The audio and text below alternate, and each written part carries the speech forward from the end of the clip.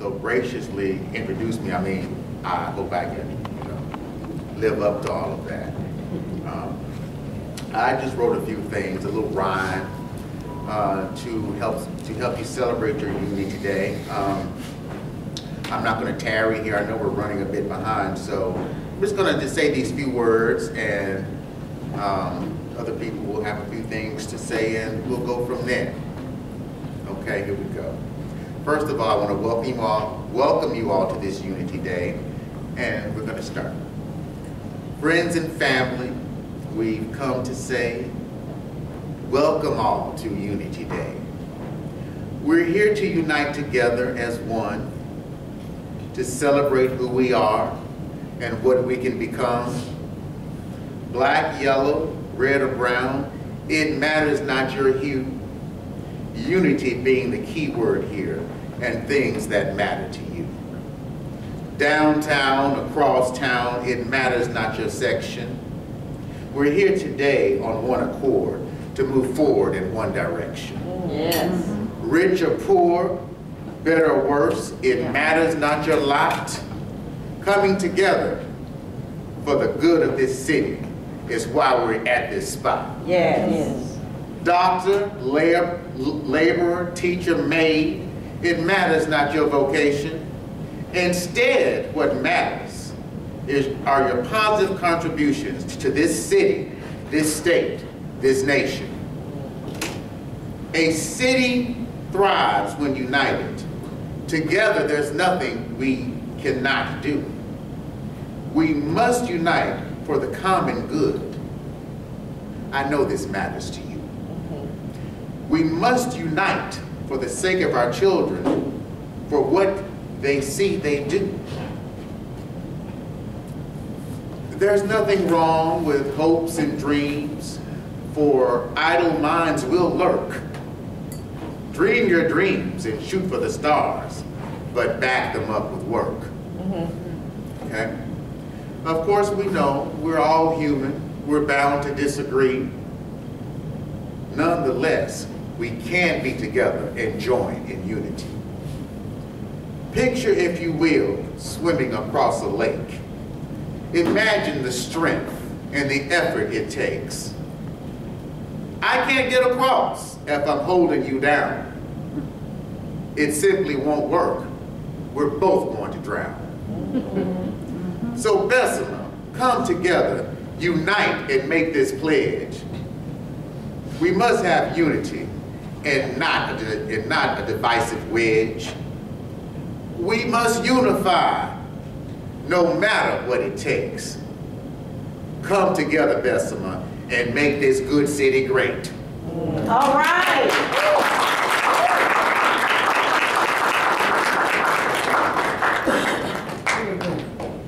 Now, at this juncture, we're going to have Councilor David Vance from the 1st District. I forgot standing up what you just said. Oh, okay, sweetheart.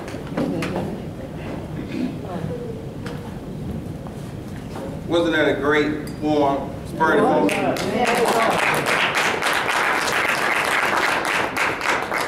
would like to thank my council staff, Angela Coleman, Bill King, Councilman Thigpen, Councilman Belcher for supporting Unity Day. I came up with the idea of Unity Day last year when the city was having a little problem with youth violence. But now that the Unity Day pledge has been out there, the crime rate has decreased. Also, I have a spoken word that I want to share with you today. Turn up, turn up, turn up. Everybody's saying turn up. But today I need you to turn down. Turn down and listen. Turn down and pay attention. See, I'm going to talk while you listen. Maybe you'll have something to say and you can talk and I'll listen. But one thing for certain, if you talk and I talk, we're going to come together on this one issue. Focus on this one issue. We will be on point like an elbow. Everybody in the world would know that Bessemer stands for nonviolence. 2000 and beyond, 2000 and beyond, 2000 and beyond, what have we become? Little girls turning into Jezebels, making deals for small bills, popping these pills for cheap thrills, letting their dresses fly up for quick fills. From those boys talking about Mary and talking about Molly, but boy, that drug, that boy, it would kill you. It would take your whole soul right before you. These little boys resurrecting overnight to little G's, they using their flags as masks. I say they smoking each other like nicotine, having nightmares of becoming dope fiends. I say they got those guns that go pop, pop, pop, pop. They come back with those gats that go tat, tat, tat, tat. We teach them to walk by faith and not by sight. But why every day and every night we hear about them? Ride with those choppers, looking through those sights. 2000 and beyond, 2000 and beyond, 2000 and beyond. Martin Luther King would have woke up from his dream, terrified of all the nightmares, for all the work he has done, for what we have become, in 2000 and beyond, 2000 and beyond, 2000 and beyond. What have you become? Thank you.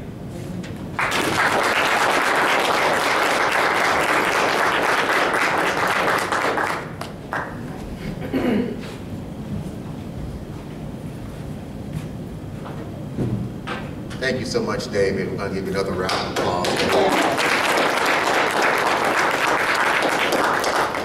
And now it's my turn.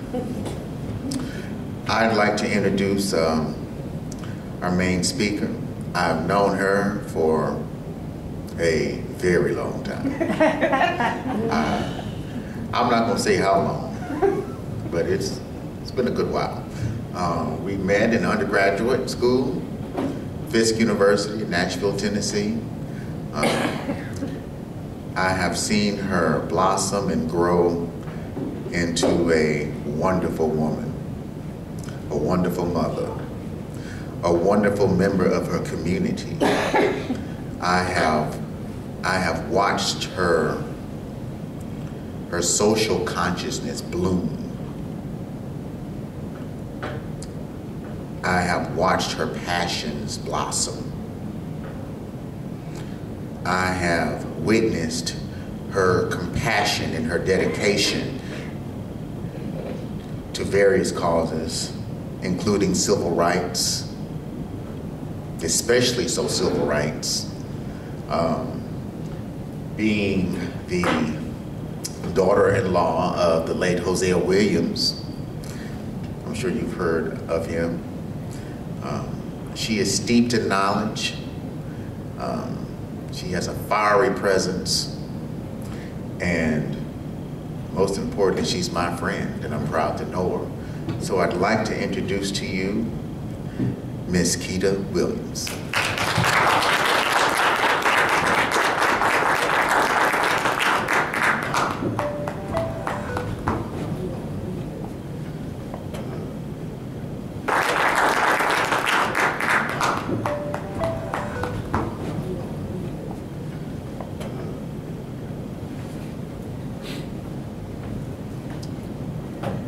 I know you guys see me coming up here with books and things, and you must be saying, oh my goodness, I didn't come here for a class. But I may refer to a text. But you know what? I've got that spirit, I've got to say it again. Happy Unity Day, Bessemer, Alabama!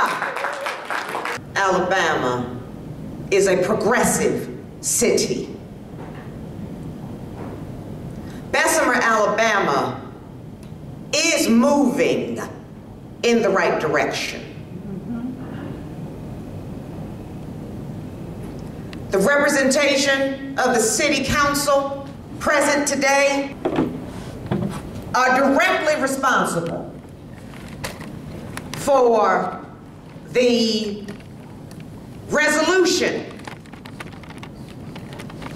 which passed unanimously in the City Council, declaring the final day in February, from now to perpetuity, that the final day of February in Bessemer, Alabama is Unity Day.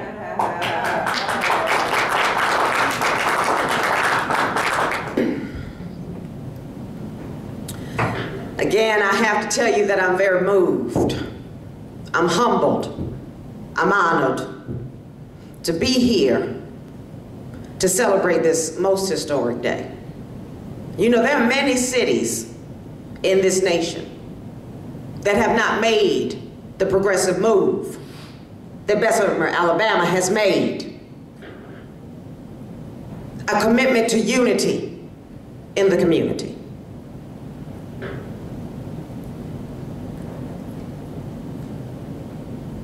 Bessemer's future is very bright.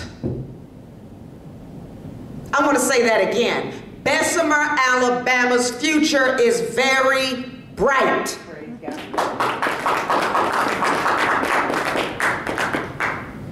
Because anytime forces join together in unity to accomplish positive and progressive change,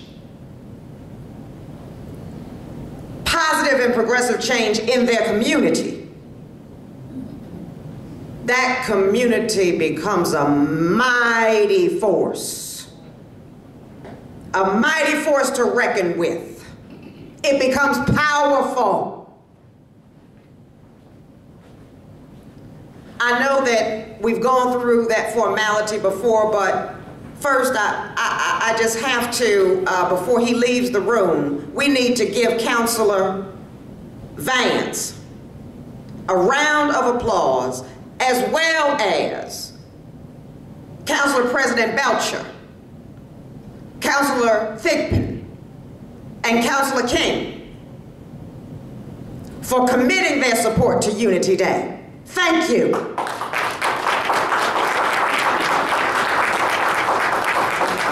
I also would like to thank Councilor Vance for inviting me to share in this most historic occasion.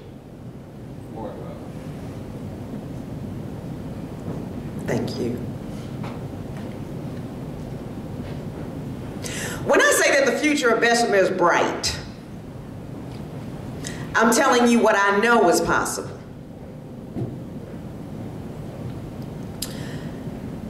Alabama has seen struggle before. Alabama has been a soil that is sacred in spirit.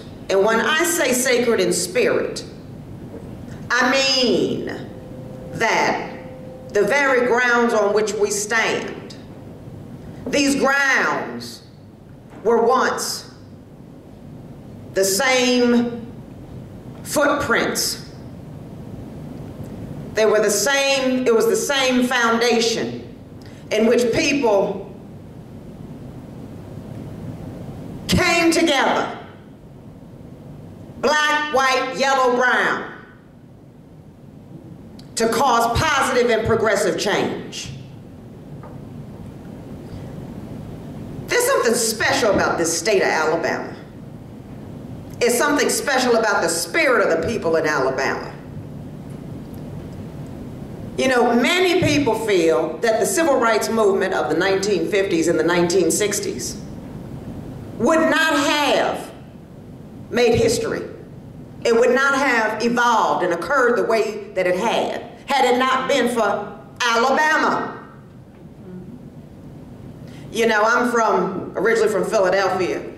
I guess some of you may be saying, well, why do you have this Southern accent? Well, back in and I went to Fisk University, I fell in love with Atlanta. And I lived in Atlanta, Georgia for a little over 20 years. And decided to be closer to my mother in Pennsylvania just a few years ago. And of course, my daughter, 14 years old, is just as spoiled as she can be. I don't know what happens to you people when you become grandparents. I really don't. I remember very briefly, I'll just tell you this story. You know, when I was a teenager, there were these jeans that were the hit of the time. They were called Guess jeans. They were $50. This was in the 80s. So I worked for my parents. I will say, and I'm so appreciative of the fact that my parents instilled a work ethic. See, this was back in the times when parents had more say, oversight, and control of their children, as well as those things that they watch on television and listen to on the radio. So from early teen years, my parents did not play that. After school, you came down to the office and you worked. You did your homework. And they paid me. They didn't have to do that. But they paid me on Fridays. And I went to my father's office because the Guess jeans came out on Monday. And so on Tuesday, I went into my father's office. I said, Dad, I need $50. He had breeders, you know. He looked at me and he said, $50? Okay, what do you need $50 for, dear? I said, Dad, remember me telling you about those Guess jeans? He's looking around like, what? And so I reminded him. I said, they're out now, they have my size. The man at the store, he said that he's going to hold them for me. But I got to hurry up because everybody's lined up to get the jeans. He said, really? He said, Keita, didn't you get paid on Friday? And I just got my face just glowing like this. I said, but still, but I had to get my hair done. But now I need $50 for the Guess jeans. My daddy, he took those readers off and he looked me dead in my eye. He said, you want me to give you $50 2 work days after I paid you for some Guess jeans? Is that what you're asking me? Is that what you're saying? And I said, yes. He said, well, guess what? You are going to collect your paycheck on Friday, and if there are those Guess things still there, then guess what? You're going to get your own Guess jeans. Just want to share that with you. You know, when I say that the future of Bessemer is bright, I speak because I know what is possible and what has been done in this great state. Kevin Spencer, he did mention that I was very, very blessed. I say that I have been blessed in my lifetime to touch the hems of some of the mightiest garments of those who have done wonderful things. And my father-in-law, his name was Hosea Williams, and he worked very closely with Dr. King at CLC. Most people would remember Reverend Williams because of Bloody Sunday that occurred on March 7th, 1965. And many of you, how many here know about Bloody Sunday? Everybody. There was a very young John Lewis. He was still at Fisk University. I don't know if he was even 20 years old at the time. But he was with SNCC. And Dr. King did not want SNCC to march in such dangerous ground by themselves. And the SCLC, of course, said that they would join them in order to have a peaceful march. And so, followed by over 1,000 people marching in twos, peacefully, quietly. They came through and they started to go up that Edmund Pettus Bridge. I like the way that Congressman John Lewis says at the commemoration services in Selma, he says, you know, he thanks the Lord to be back at Brown's Chapel one more time. And he tells the story. And the way he tells the story is that when they got up close enough to where they could see, all they saw was a sea of blue. Some on horseback, some standing, some with gas masks, all with billy clubs in their hands. And, you know, the Edmund Pettus Bridge is over water. And he said that he looked, he said he turned and he said, he said that Reverend Williams turned to him and said, John, do you know how to swim? And in only the way that Congressman Lewis can respond, and I love his voice, he said, Jose, no. He said, all right, we gonna be all right. And he continues by saying that when the Sheriff Clark approached him and said, this is an unlawful march, they said, well, we're here nonviolently, and see, you got to understand how advanced, even back in the 60s, people who were concerned about social change utilize the media. Because when you have the right to protest and you have the right to peacefully assemble, it's your constitutional right. But they were denied. Well, guess what? What you say is, I'm going to do it anyway.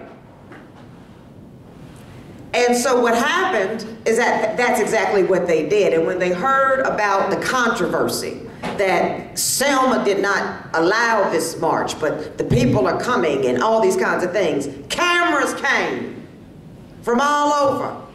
And they captured one of the most horrific displays of racist violence, not only in this country, but in this state of Alabama. Foot soldiers is what they're called. But I don't like to use that word were called. Many people talk about the civil rights movement or social cause movements, the movement, as something that happened a long time ago and is not an ongoing thing. Sure, we have some wonderful leaders, including our religious leaders, our political leaders. Reverend Al Sharpton, he's got to be one of the busiest men that I have ever followed. And I don't mean personally, I have met Reverend Sharpton a time or two in years past. But, you know, he has an office in Harlem, the National Action Network, and it's located at a place called the House of Justice. You remember the Super Friends? Remember that cartoon? They had something to justice. What was that? League of Justice. The League of Justice. Well, Reverend Sharpton has the Hall of Justice in Harlem, New York. And he's there, and my understanding is that he conducts meetings and things very early in the morning. And then he goes and he records live the Keeping It Real radio show from 2 until 4. And then from there, he goes down into Manhattan and he records live Politics Nation on MSNBC. And then on top of that, anytime there's an issue, everybody's expecting, where's Reverend Sharpton? Where's Reverend Sharpton? Well, I know that if he's needed and if he's called, he will come. He's dedicated. However, he's only one person. And we all know, in this great state of Alabama, that true change and progress never occurred by just the independent action of one person.